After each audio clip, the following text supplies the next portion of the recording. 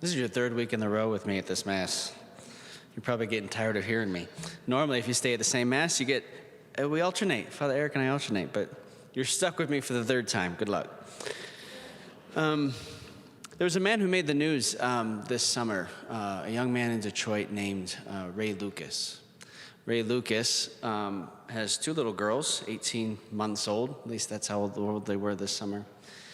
And one day while his mom was visiting at the house, he said, "Mom, while you're here, I'm going to run to the grocery store." So he went to the grocery store. When he came back, the house was engulfed in flames. And his mom is in a panic on the front step. She wasn't able to get to the girls. The girls were taking a nap in the basement in their cribs.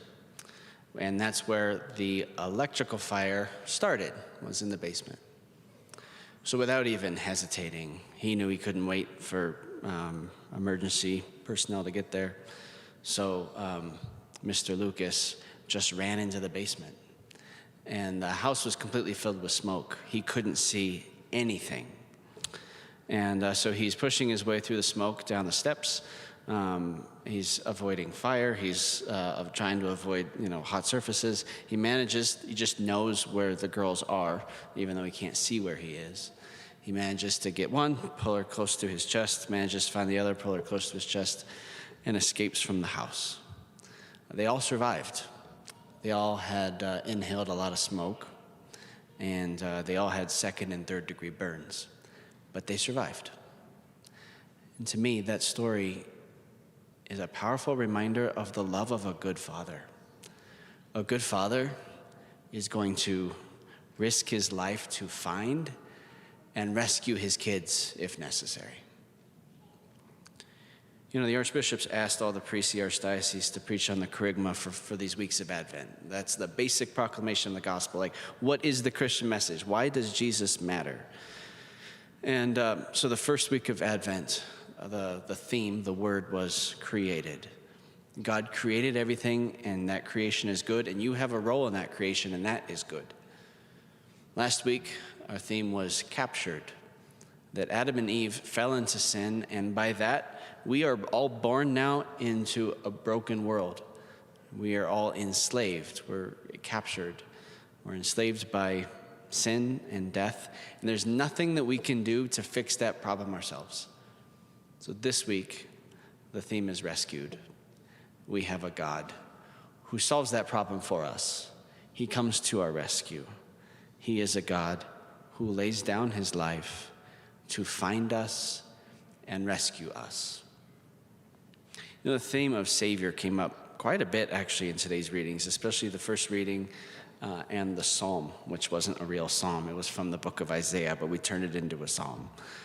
Both of those really emphasized what it means that God is a Savior for us. And that theme of God being a Savior would have been really important for the Jewish people. They've got a rich history. You look through the scriptures of God saving them in circumstances that seemed absolutely impossible. God is always coming to their aid in the most difficult of circumstances. And so in Jewish spirituality, there's a great trust that God is our Savior. And then even in today's gospel, John the Baptist is talking about the Christ. And there was this expectation at that time in history that the Christ was going to come. That's the anointed one that God has chosen to come and save his people. So even the whole idea of a Christ or a Messiah is all wrapped up with this idea of God saving us, because the Christ is going to come and save us from oppressive Rome, from sin, from death. And all the prophecies were making it so that at the time that John the Baptist was teaching, there was a real expectation that the Christ was going to come at that time. In the lifetime of those people, they had a feeling, they knew that the Christ was going to come. So they started to wonder, is it John the Baptist? Well, John the Baptist says, well, it's not me. He knows he's not the Christ. He's not the one who's supposed to save the people. And he knows that Jesus is. And that wasn't exactly obvious to everybody at the time.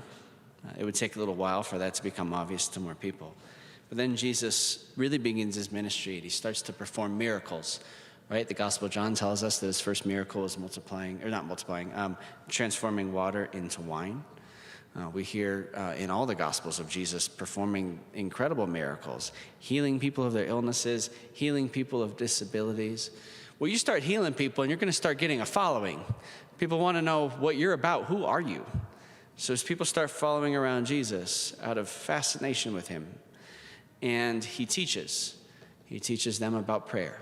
He teaches them about the nature of God. He teaches them about the commandments and how to live and how to love. One of his most controversial teachings was when Jesus says that he is the only way to the Father. That's scandalous for someone to come along and say, look, I know you want to experience God. The only way for you to experience God is for you to go through me. And that rubs some people the wrong way. It rubs people the wrong way even today, right? I think we kind of live in a culture where everyone tends to think that pretty much any path leads to eternal happiness. You just have to generally be a nice person and you're good to go. But that is not how Jesus talked about it. Jesus made it very clear that unless you go through him, and unless you live like him, and unless you know him and love him, you don't really know the Father, and you won't have an eternity with the Father. He's very clear about that. So that's scandalous. And then Jesus, even in the way that he talks about himself, he makes it pretty clear that he thinks he's God. He forgives people's sins. And there's almost always someone in the crowd that says, wait, no one can forgive sins but God. Exactly. And that was offensive to people, that Jesus would claim to be God.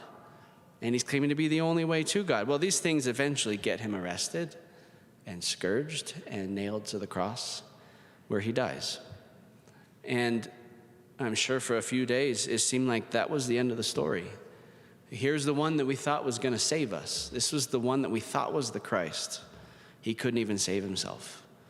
And that seemed like the sad ending to a really good life.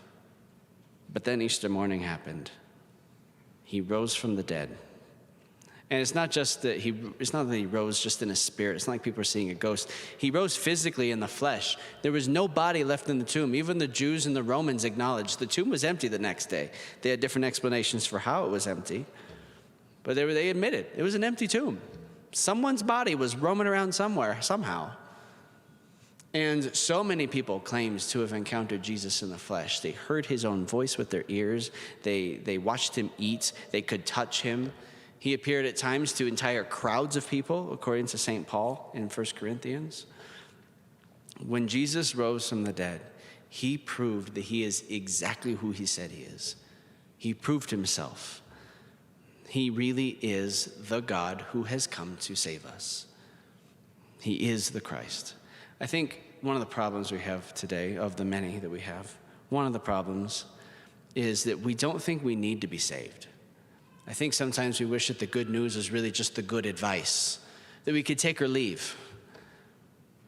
But Jesus is necessary for our salvation. And I think that sometimes we just don't want to be saved. Maybe it's because we're American and we just have kind of this attitude of, I just got to be able to fix it myself. Just pick yourself up by your bootstraps kind of an attitude. I just got to work through this. Anyone who struggles with an addiction knows that that's just not going to get you through it. Anyone who struggles with addiction knows step number 2 of the 12 steps is to rely on that higher power, knowing that you don't actually have the ability within yourself to fix your own problems. We are enslaved by sin and death, and there's nothing that we can do to fix our own sins. We can't make ourselves stop sinning all by our own strength. We can't forgive our own sins and give ourselves a clean slate. And we can't escape death. Sin and death are the reality of our own lives, and it's the reality that we have to deal with even the people around us. We are enslaved to that until someone comes to save us. We need Jesus. We need a Savior to come and free us, and that's who Jesus is. He is our rescuer. He is our Savior, and he shows us that we have a Father who will go to great lengths to find us and rescue us.